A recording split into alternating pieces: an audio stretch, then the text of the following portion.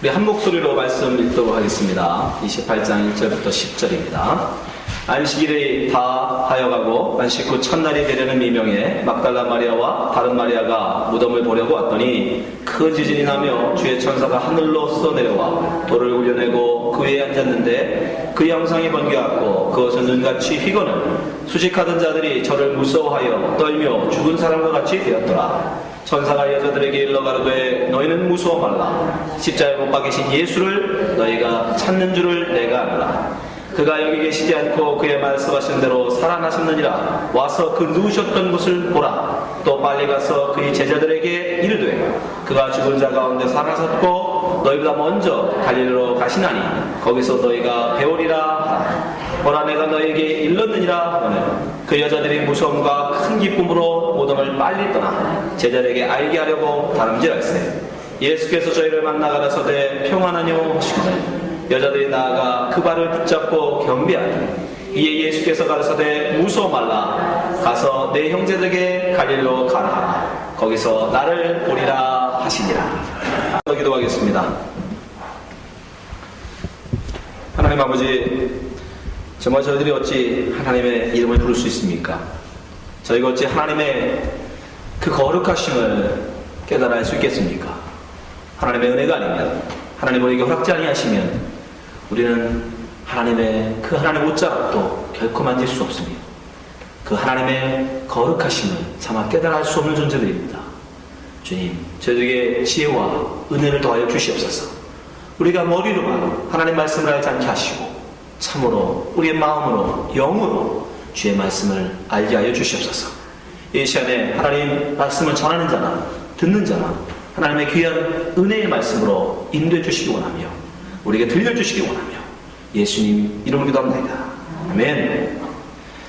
자, 오늘은 마태복음 102번째 시간으로 예수님의 부활이라는 제목으로 말씀 나누겠습니다. 여러분, 드디어 마태복음 이 복음서의 가장 클라이막스라고 할 수 있는 예수님의 부활까지 이르렀습니다. 28장에는 바로 예수님의 부활 사건이 기록되어 있는 장입니다. 마태복음 강해도 오늘 본문 강의를 하고 아마 다음 주면 끝나게 될 것입니다. 근데 예수님의 부활 사건은 그 어떤 부활보다도 어떤 그 사건보다도 아주 중요한 사건입니다. 또한 이 부활이라는 것은 단지 죽은 사람이 살아나는 사건이 아닙니다. 예수님의 부활은 그거보다 좀 더 차원 높은 것이에요.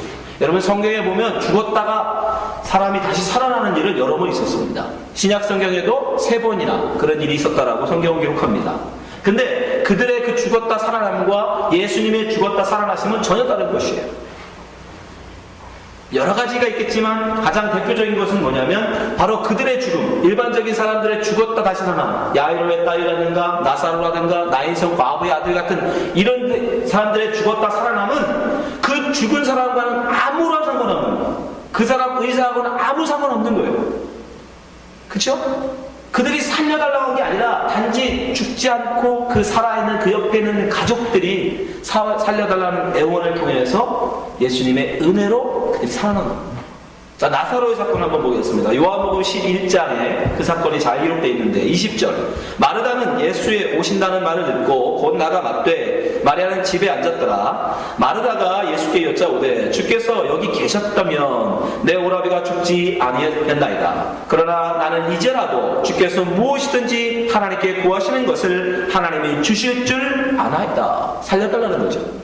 마리아도 마찬가지입니다. 나사로에 누이었던 마리아도 마찬가지예요. 23절 예수께서 가서 내 오라비를 다시 살리라. 32절 보세요. 마리아는 뭐라고 얘기합니까? 마리아가 예수 계신 곳에 와서 보이고 그 발 앞에 엎드려 가로되 주께서 여기 계셨다면 내 오라비가 죽지 아니하였겠나이다 하더라. 그러니까 죽은 나사로가 나 좀 살려주세요 말한 게 아닙니다. 그냥 그 살아있는 누이들이 예수님께 간구한 거예요. 야이로도 마찬가지죠. 야이로가 해당장 야이로가 예수님한테 간구한 겁니다. 우리 딸 좀 살려주세요. 그래서 예수님이 그 죽은 자와 상관없이 은혜로 그들을 살려내셨습니다.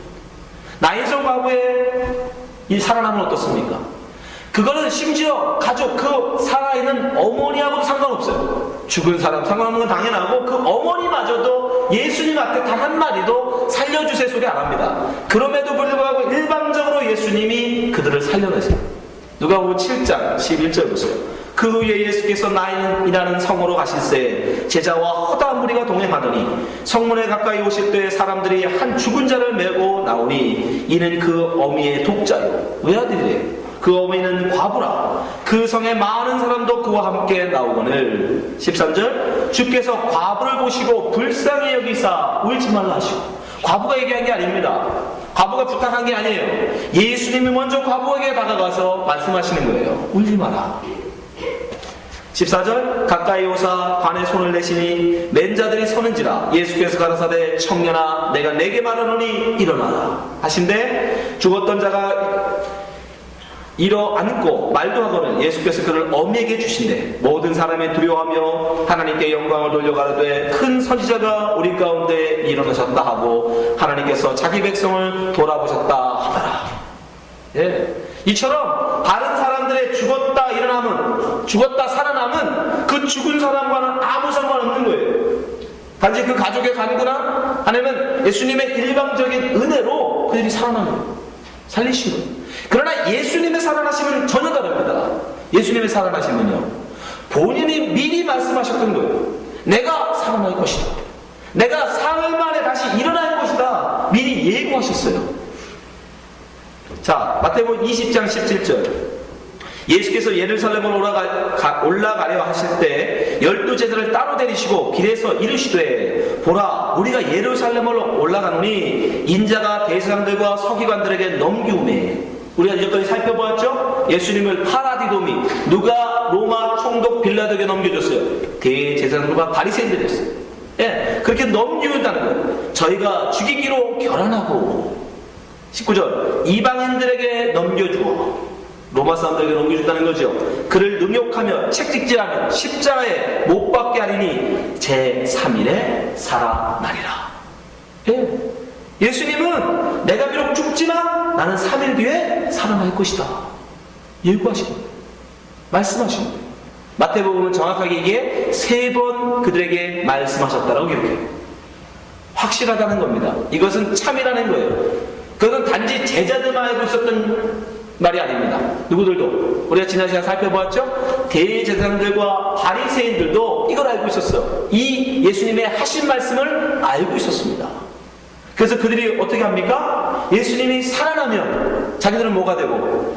자기들이 마귀 어색게 되는 거고. 그죠? 네? 예수님을 자기들이 유혹하는 자라고 예수님을 잡아 죽였는데 오히려 예수님이 사는데 말씀대로 살아나시면 예수님 말씀이 진리가 되고 자기들이 거짓이 되는 거예요. 네? 그들도 예수님이 살아나신다는 이 말씀을, 하신 말씀을 알고 있었습니다. 마태복음 27장 63절 다시 한번 보죠. 주여 저 유혹하던 자가 살았을 때 말하되 내가 사흘 후에 다시 살아나리라 하는 것을 우리가 기억하노니. 네, 그들도 알고 있었습니다. 64절 그러므로 분부하여 그 무덤을 사흘까지 굳게 지키게 하소서. 못하게 하겠다는 거죠. 막겠다는 거죠. 그러나 예수님은 어떻게 하십니까? 그 말씀하신 대로 당신이 하신 모든 말씀이 무엇임을, 진리임을 증명하시기 위해서 정말 사흘 만에 부활하신 거예요. 여러분 만약에 예수님이 부활하지 않으셨다면, 정말 예수님이 만약에 사흘 만에 부활하지 못하셨다면 예수님 하신 말씀에 어디까지 믿어야 되고 어디까지를 여러분 믿지 않아야 됩니까?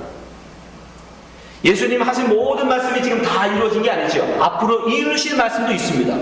그럼 우리가 어디까지 믿고 어디까지 믿지 말아야 됩니까? 예수님은 당신 스스로를 가리켜 나는 진리다라고 말씀하셨어요. 진리다. 거짓됨이 없다라는 거예요. 이 거짓됨이 없다, 진리다는 여러분 내가 100마디 말 중에 99마디는 응하고 1마디는 응하지 않으면 그건 진리라고 말하면 안 됩니다. 단 0.1%가 틀려도 그것은 거짓이에요. 이단이에요. 100% 완전히 다 이루셔야 돼요. 근데 사흘 만에 내가 일어나겠다는 이 말을 응하지 못하면 예수님의 한 말을 어디까지 우리가 믿어야 되냐고요. 이 땅에 그 누구도 자기 스스로를 가리켜 내가 진리다라고 말하는 사람은 없어요. 왜요? 그 말에 한마디라도 흠이 있을 수 있거든요. 거짓이 드러날 수 있잖아요. 그러나 예수님은 많은 사람들 앞에 말씀하시고, 요한복음 14장 6절 예수께서 가라사대 내가 곧 길이요 진리 내가 곧 길이요 진리요 생명이니 나로 말미암지 않고는 아버지께로 올 자가 없느니라. 예, 그 누구도 자기 스스로를 가리켜 내가 진리다 말한 사람 없어요. 예, 말할 수는 어떤 정신 나간 사람이 그런 말을 했을 수도 있죠. 그러나 그것이 정말 진리, 자기가 한 모든 말이 완전히 이루지 못하면 우리는 그걸 인정하지 않습니다. 그러면 내가 사흘 만에 살아났다라는, 살아날 것이다라는 이 말을 나에게 이루지 못하시면 예수님은 거짓말쟁이가 되는 거예요. 그런데 예수님은 지금 살아나셨다는 것입니다. 살아나신다. 여러분 믿으십니까? 정말 믿으세요? 근데 잘 보세요. 마태는요, 그 살아나시는 증거가 누구로 말미암아 드러나냐면 여인들 입을 통해서, 그 당시에 가장 인정받지 못하는, 많은 사람들이 신뢰하지 않는 여인들의 입을 통해서 증거되고 있다는 사실. 오늘 본문을 여러분들이 다시 잘 읽어보시면 예수님의 부활을 목격한 사람이 아무도 없어요. 자, 1절부터 7절까지를 한번 다시 잘 보세요. 예수님의 정말 부활을 목격한 사람이 나오나. 자, 1절부터 7절입니다. 안식일이 다하여가고 안식 후 첫날이 되려는 미명에 막달라 마리아와 다른 마리아가 무덤을 보려고 왔더니 큰 지진이 나며 주의 천사가 하늘로 내려와 돌을 굴려내고 그 위에 앉았는데 그 형상이 번개같고 그 옷은 눈같이 희건을 수직하던 자들이 저를 무서워하여 떨며 죽은 사람과 같이 되었더라. 수직하던 자들은, 그를 지킨 자들은 기절해버렸다는 겁니다. 죽은 자같처럼 기절해버린 거예요. 못 봤어요. 그들도. 5절 천사가 여자들에게 일러 가로되 너희는 무서워 말라. 십자가에 못 박이신 예수를 너희가 찾는 줄을 내가 아노라. 6절 그가 여기 계시지 않고 이미, 예수님은 어디 계세요? 거기 안 계세요. 여자들이 보러 갔을 때는 이미 부활의 주님은 없었어요. 거기에. 그의 말씀하신 대로 살아나셨느니라. 뭐예요? 과거예요. 이미 부활하신 거예요. 와서 그 누우셨던 곳을 보라. 7절 또 빨리 가서 그 제자들에게 이르되 그가 죽은 자 가운데서 살아나셨고, 이미 과거죠. 너희보다 먼저 갈릴리로 가시나니 거기서 너희가 배우리라 하라. 보라 내가 너희에게 일렀느니라 하거늘. 여인들이 예수님의 부활하는 장면을 봤습니까? 못 봤어요. 부활하셨다라는 천사들의 말만 들었어요, 여러분. 그리고 부활하신 그 빈 무덤만 봤을 뿐이에요. 예수님의 부활하는 것을 보지 못했어요. 여러분 생각해 보세요. 이 부활의 사건이 얼마나 중요한 사건입니까? 예수님이 거짓말쟁이냐, 그저 사람들을 미혹해 하는 마귀 새끼였느냐, 바알세불의 앞잡이였는가, 마귀의 앞잡이였는가, 유혹하던 자였는가, 아니면 예수님이 정말 메시아였는가, 진리의 메시아였는가를 확실하게 보여줄 수 있는 확실한 증거가 바로 부활입니다. 근데 그 부활의 현장에, 예수님의 부활의 그 장면에 아무도 없었어요. 그걸 본 사람이 없어요. 그리고 오직 여인들에게 천사가 그것을 전해줄 뿐입니다. 근데 여인들은 이거를 믿었다라는 거예요. 8절 보세요. 그 여자들이 무서움과, 천사를 앞에 보았으니까 무서워하는 거죠. 큰 기쁨으로. 왜 기뻐요? 그 말을 믿음으로. 무덤을 빨리 떠나 제자들에게 알게 하려고 다름질할세. 자기가 직접 눈으로 본 건 아닙니다. 그러나 천사가 전해준 그 말을 그들은 믿고 남자 제자들에게 뛰어가고 있는 것입니다. 왜? 부활의 소식을 전하기 위해서. 마태복음에서는 그리고 바로 이 여인들이 예수님을 만났다고 기록하고 있어요. 그러나 다른 복음서를 비유해서 보면 분명히 이 사이에 텀이 있습니다. 이 8절과 9절 사이에 텀이 있었어요. 왜요? 요한복음에 보면 그 사이에 바로 베드로와 요한이 이 여인들의 말을 듣고 무덤으로 뛰어왔다는 것을 우리가 알 수 있습니다. 요한복음 20장 한번 보세요. 안식 후 첫날 이른 아침 아직 어두울 때에, 지금이죠? 막달라 마리아가 무덤에 와서 돌이 무덤에서 옮겨간 것을 보고, 옮기지고 있는 게 본 거 아니에요? 이미 옮겨진 것, 옮겨가 있는 것을 본 겁니다. 이미 빈 무덤을 본 거예요. 2절 시몬 베드로와 예수의 사랑하시던 다른 제자, 누구의? 요한입니다. 이 요한복음을 쓰고 있는 요한 달려가서 말하되 사람이 주를 무덤에서 가져다가 어디 두었는지 우리가 알지 못하겠다. 이미 이 여인들도 아직 모르고 있는 겁니다. 그쵸? 요한복음에서는 텀이 있었다는 걸 강조하는 거예요. 3절 베드로와 그 다른 제자가 나가서 무덤으로 갈새 둘이 같이 다름질하더니 다른 제자가 베드로보다 더 빨리 달아나서 먼저 무덤에 이르러 구부려 세마포 놓인 것을 보았으나 들어가지 아니하였더니 차마 요한은 무서워서 그 안에 들어가지도 못했어요. 그런데 시몬 베드로도 따라와서 무덤에 들어가 보니 서슴없이 들어갑니다. 베드로의 성격을 알 수 있죠. 세마포와 놓였고 또 머리를 쌌던 수건은 세마포와 함께 놓이지 않고 딴 곳에 개켜 있더라. 저쪽에 떨어져 있었다는 거예요. 그때야 무덤에 먼저 왔던 그 다른 제자 요한도 들어가 보고 믿더라. 뭘 믿어요? 예수의 시신이 없어졌구나. 그걸 믿은 거예요. 예수님이 부활하셨다는 걸 믿은 게 아닙니다. 왜요? 9절 보세요. 저희는 성경에 그가 죽은 자 가운데서 다시 살아나야 하리라 하신 말씀을 아직 알지 못하더라. 요한의 고백이에요. 자기의 고백. 자기 가서 봤잖아요. 근데 그때까지도 그들은 뭘 믿지 못했다? 예수의 부활을 믿지 못했다는 거예요. 그런데 그것을 여인들은 천사가 전해준 그 말로 믿었다라는 거예요. 왜 이렇게 하나님은 예수님의 부활을 사람들에게 숨기셨을까?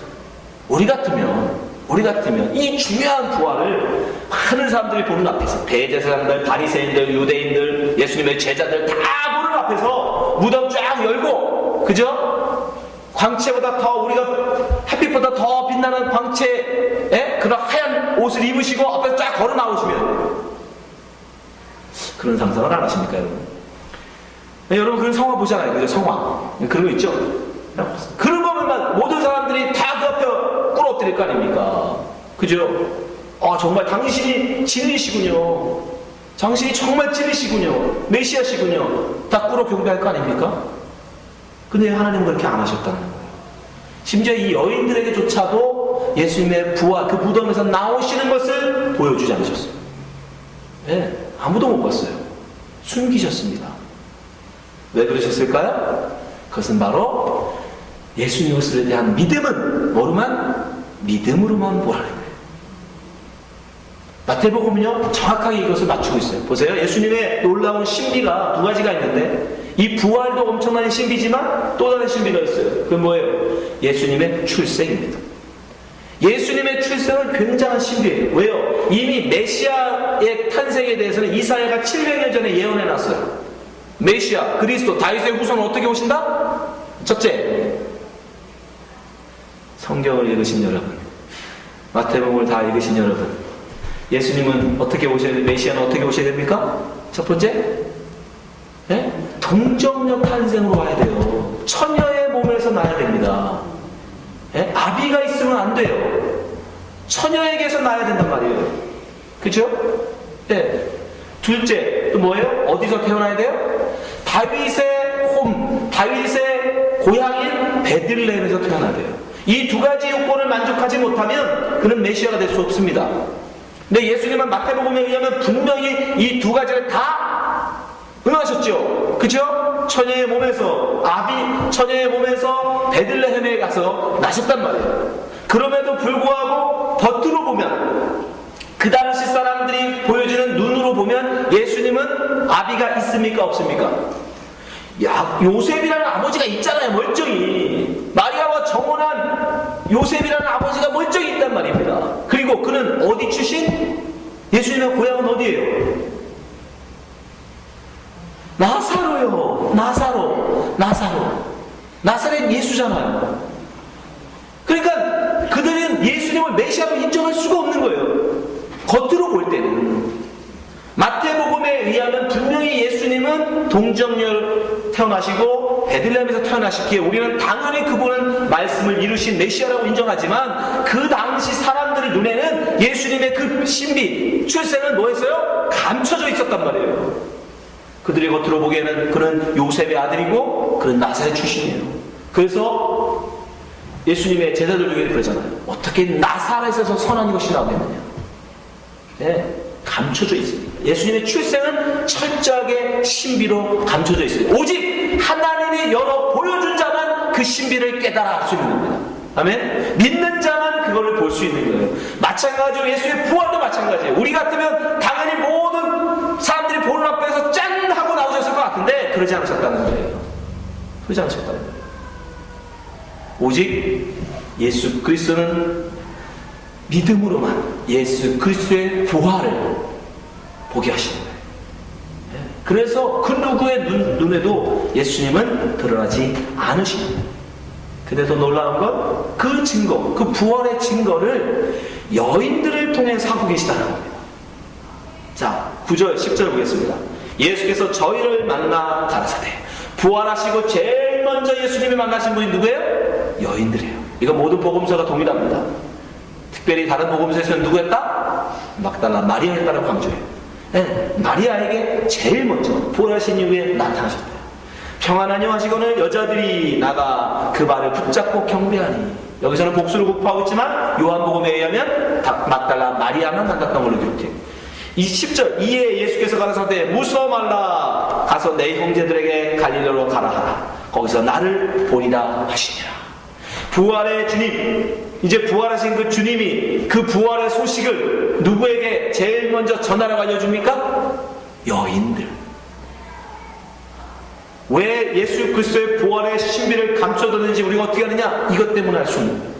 부활의 소식을 여러분 예수님은 여자에게 임하셨다는 겁니다. 생각해 보세요.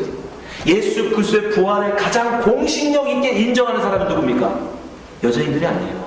예수님의 부활을 가장 공식적으로 인정을 받으려면, 공인을 받으려면 대제사장한테 보여야 됩니다.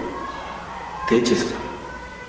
대제사장은 당시 유대교의 최고의 우두머리예요. 공신력이 있다고요. 공신력. 무슨 말씀인지 알죠? 그러니까 예수 그리스도가 부활, 나는 진짜 이제는 내가 사흘 만에 부활했어 라는 것을 보여주시는, 그걸 사회적으로 모든 이스라엘에게 공식적으로 인정을 받으시려면 누구한테 제일 먼저 가셔야 되냐면 대제사장에게 보이셔야 돼요. 그래야 대제사장이 정말 예수님 살아나셨다 그렇게 사람들에게 선포함으로써 모든 사람들이 예수 그리스도의 메시아를 인정하는 겁니다. 아니면요, 신학적으로 학문적으로 지지를 받으려면 바리새인들에게 가셨어야 돼요. 성경의 학자들, 율법 학자들인 바리새인들에게 예수님이 가셔서 부활하시면 보이심으로 말미암아 그들은 어떻게 합니까? 당신이 정말 구약에 말씀하신, 율법에 말씀하신 그분이 맞군요 라고 신학적으로, 율법적으로, 그저 지식적으로 얻을 수 있는 방법. 근데 예수님은 바리새인에게도 안 가셨어요. 또 마지막으로 예수님이 정통성, 예수님의 따르던 제자들, 그 남자 제자들이 있었기 때문에 12명의 제자들, 누구도 모든 사람이 다 그런 예수님의 제자인 줄 알고 있었어요. 12명, 그죠? 그러면 하다못해 12명의 제자들, 남자들에게도 만이라도 먼저 알려졌으면 사람들이 정말 물론 바리새인이나 대제사장보다는 못하지만 그래도 사람들이 정말 예수가 살아나셨나 보다, 정통성을 얻을 수 있습니다. 일관성을 얻을 수 있어요. 예수 그리스도의 말씀의 일관성. 그런데 예수님은 그 모두를 다 하시고 누구만을? 여인들에게만 나타나셔서 그들에게 보이셨다는 거예요. 왜 그러셨습니까? 재난지간을 살펴봤지만 대제사장이나 바리새인들은 예수님의 부활을 여러분 정말 봤어도 어떻게 했을까요? 그들이 인정합니다. 왜요? 나의 자리, 내가 이제까지 누리는 나의 종교적 지위, 사람들로부터 칭찬, 이걸 지키기 위해서. 왜? 예수의 부활이 진리다라고 선포되어지는 순간 자기는 뭐가 돼요? 거짓말쟁이다. 진리를 죽인 자가 되잖아요.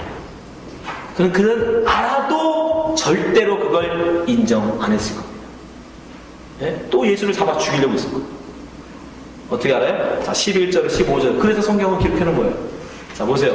여자들이 갈 때 파수꾼 중 몇이 성에 들어가 모든 된 일을 대제사장들에게 고하니 그들이 장로들과 함께 모여 의논하고 군병들에게 돈을 많이 주며 가로되 너희는 말하기를 그의 제자들이 밤에 와서 우리가 잘 때에 그를 도둑질하여 갔다 하라. 거짓말로 덮어버려. 이 말이 총독에게 들리면 우리가 권하여 너희로 근심되지 않게 하리라 하니 군병들이 돈을 받고 가르친 대로 하였으니 이 말이 오늘날까지 유대인 가운데 두루 퍼지니라. 이들은 진리에는 관심 없어요. 돈에만 관심이 있습니다. 세상 명예만 관심 있는 사람들. 그러니까 그들에게 예수님은 나타나셔봐야 그들은 결코 오히려 예수님을 또 잡아 죽이려고 그럴 거예요. 어떻게 하든 귀신이다, 뭐 유령이다 하면서 분명히 또 예수를 할 뿐입니다. 예수님은 그들에게 나타내 주시 않으시는 거예요. 그리고 오직 여인들에게만 나타나신 거예요. 왜 그렇습니까? 여러분, 여인들은 어떤 분들이에요? 여러분, 제자들, 왜 제자들도 안 그러냐? 제자들도요, 여러분, 예수님의 한 일당이라고 예수님과 함께 잡혀 죽을까봐 그건 어떡하는 사람이에요? 예수님이 십자가 못 박힐 때 숨어있던 사람입니다. 심지어 예수님이 돌아가신 장례 치르는 그때에도 심지어 공식적인 제자도 아닌 아리마대 요셉, 그들이 나와서 예수님 장례 치를 때에도 그들은 얼굴 콧배기 한 번 안 들으면서 살았어요. 근데 누구는? 여인들은 그러나 그 자리에 항상 함께 있었어요. 예수님이 십자가 못 박혀 돌아가실 때도 여인들은 그 자리에 있었습니다. 마태복음 27장 55절, 예수를 섬기며 갈릴리에서부터 쫓아온 많은 여자가 거기 있어 멀리서 바라보고 있으니 뭘? 예수님의 십자가 현장입니다. 그 중에 막달라 마리아와 또 야고보와 요셉의 어머니 마리아와 또 세베대의 아들들이 들의 어머니도 있더라. 그뿐 아니죠. 예수님이 무덤에 묻힐 때에도 그녀들은 예수님과 함께 있었습니다. 마태복음 20장 61절, 거기에 막달라 마리아와 다른 마리아가 무덤을 향하여 앉았더라. 그들은 기꺼이 세상 사람들이 자기를 예수의 한 당이라고 잡아 죽인다 할지라도 그걸 두려워하지 않았습니다. 유대인들이 자기를 예수의 당이라 하여 수많은 여러분 위협을 당한다 할지라도 불이익을 당한다 할지라도 그들은 그런 걸 두려워하지 않았어요. 기꺼이 나는 예수의 당입니다를 표현했습니다. 그리고 예수의 십자가 현장, 예수님 묻히시는 그 무덤에 그들은 기꺼이 동행했던 것입니다. 그럼에도 불구하고 사회적으로는요, 여러분, 여인은, 그 당시 여인들은 천시받던 사람이에요. 무시받았어요. 인정해주지 않았어요. 그 여인들의 말을 사람들은 귀담아 들어주지 않았습니다. 사도행전 12장 13절에 보면 로데라는 여자아이가 나옵니다. 그가 베드로가 추록하여 그들의 집에 찾아와서 문을 두드리는 소리를 듣고 사람들에게 가서 이야기합니다. 베드로가 나왔어요. 베드로가 왔어요. 근데 사람들이 어떻게 해요? 그 여자아이의 말을 무시합니다. 그게 그 당시의 여인들의 지위예요. 13절 보세요. 베드로가 대문을 두드리는데 노대라는 계집아이가 영접하러 나왔다가 베드로의 음성인 줄 알고 기뻐하여 문을 미처 열지 못하고 달려들어가 말하되 베드로가 대문 밖에 섰더라 증거합니다. 근데 15절, 저희가 말하되 내가 미쳤다. 미쳤대요. 계집아이는 힘써 말하되 참말이라 하니 저희가 말하되, 그렇게 힘써서 말해도 뭐라고 해요 그들이? 저희가 말하되 그러면 그의 천사가 하다. 말을 안 들어줘요. 인정해주지 않습니다. 16절, 베드로가 문을 두드리기를 그치지 아니하니 저희가 문을 열어 베드로를 보고 놀라는지라. 이게 당시의 여인들의 지위입니다. 근데 그런 여인들을 통해서 하나님은 지금 당시의 부활의 소식을 전하고 있는 거예요. 아무도 들어주지 않는데 힘써서 참말이라고 말을 해도 들어주지 않는 그 여인들의 입을 통해서 지금 예수님은 그 엄청난 부활의 사건을 지금 세상에 전하고 계십니다. 왜요? 들을 자만 들으라. 귀 있는 자만 들으라. 그 전하는 여인들의 또한 이름은 뭐라고 나옵니까? 성경은 마리아라고 기록해요. 이건 우연이 아닙니다. 성경은요, 다른 여인의 이름을 기록하지 않아요. 오직 마리아, 예수님 주위의 여인들은 마리아들이에요. 다 마리아. 왠지 아십니까 여러분? 마리아라는 말은 히브리어는 마라예요. 마라. 자기의 이름을 마라라고 부르는 여인이 있죠. 성경에 누구죠? 나오미야 영광, 기쁨, 희락이라는 이름이에요. 근데 이 여인이 어떻게 합니까? 자기의 이익을 쫓아서, 자기의 행복을 쫓아서 그가 남편과 함께 어디로 가죠? 모압 지방으로 그가 이민을 갑니다. 베들레헴에 풍년이 들어오니까 자기의 풍년을 쫓아서 모압으로 이민을 갑니다. 왜요? 모압에는 풍요가 있었거든요. 자기의 이익을 쫓아서 하나님의 떡집인 베들레헴을 떠나 이민 가버린 이 나오미 가정 어떻게 되죠? 거기서 모압에서 그는 남편을 잃어버리고 두 아들마저 다 잃어버리고 모든 재산도 다 탕진합니다. 그리고 다시 베들레헴으로 돌아와서 어쩔 수 없이 돌아왔죠. 모든 걸 탕진했습니다. 누구? 돌아온 탕자예요. 돌아와서 그가 자기 이름을 뭐라고 불러요? 이제 나는 이제 나오미가 아니라 나를 마라라고 해라. 마라가 바로 이 신약 성경에 나오는 마리아예요. 자, 룻기 1장 20절 보세요. 나오미가 그들에게 이르되 나를 나오미라 칭하지 말라 마라라 칭하라.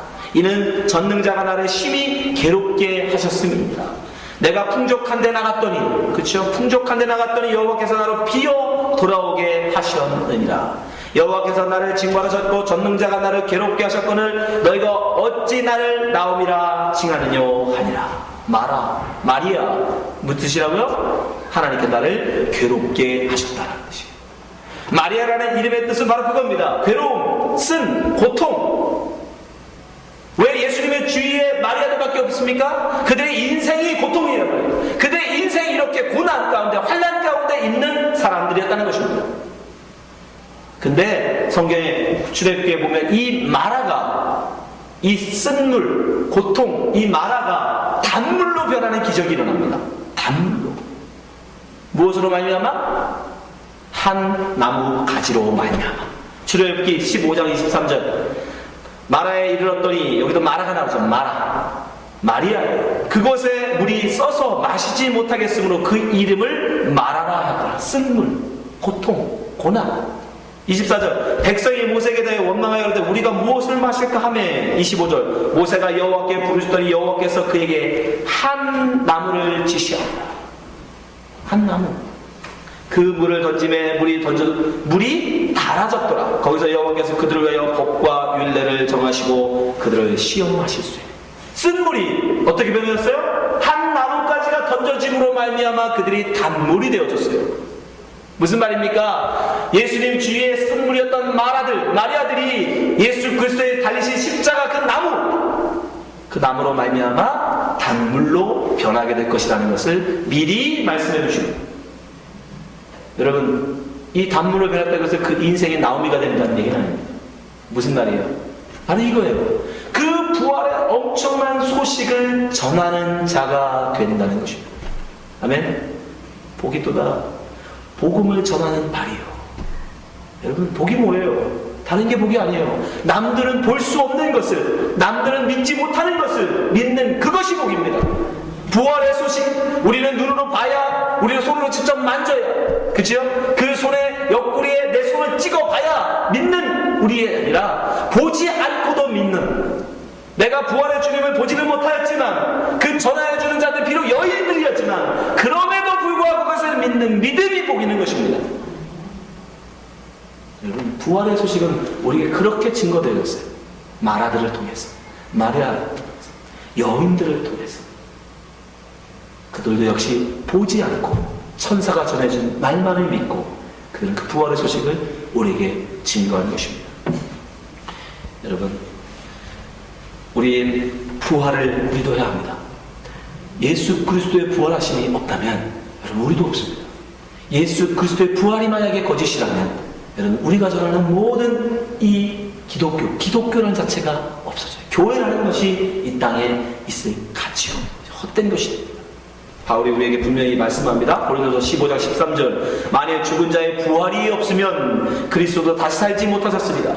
그리스도께서 만일 다시 살지 못하셨으면 우리의 전파되는 것도 헛것이요 또 너희 믿음도 헛것이며 또 우리가 하나님의 거짓 증인으로 발견되리니 우리가 하나님이 그리스도를 다시 살리셨다고 증거하였습니다.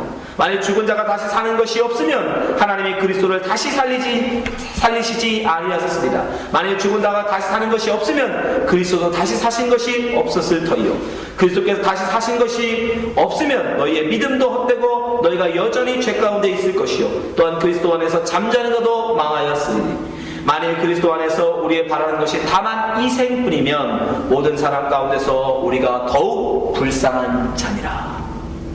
근데 이 부활이 누구로 말미암아? 여인들을 통해서 우리에게 증거됐다는 거예요.